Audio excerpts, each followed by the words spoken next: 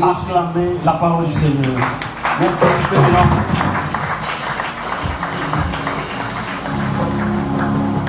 Regardez-moi, pendant 5 minutes, j'ai compris. Qu'est-ce que la Pâque?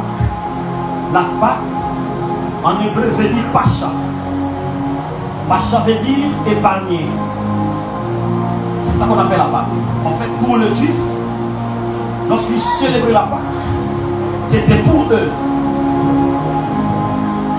la fin d'un cycle de malheur, un cycle de servitude, la fin d'un cycle d'esclavage et une nouvelle heure de la délivrance.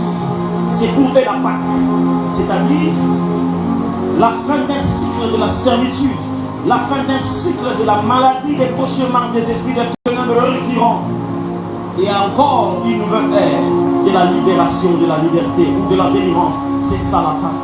Vous allez remarquer, Dieu a bien précisé en disant, cette nuit-là, vous allez immoler, lorsque vous allez immoler l'agneau, je passerai pour détruire le premier-né, des hommes comme des animaux.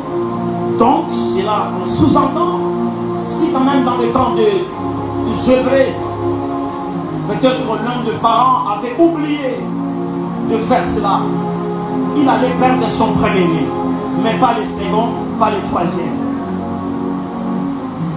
Pourquoi simplement Dieu, il met l'accent sur le premier-né des hommes et des animaux? C'est parce que Dieu voulait détruire spirituellement le Dieu puissant qui retenait le Zébré en Égypte.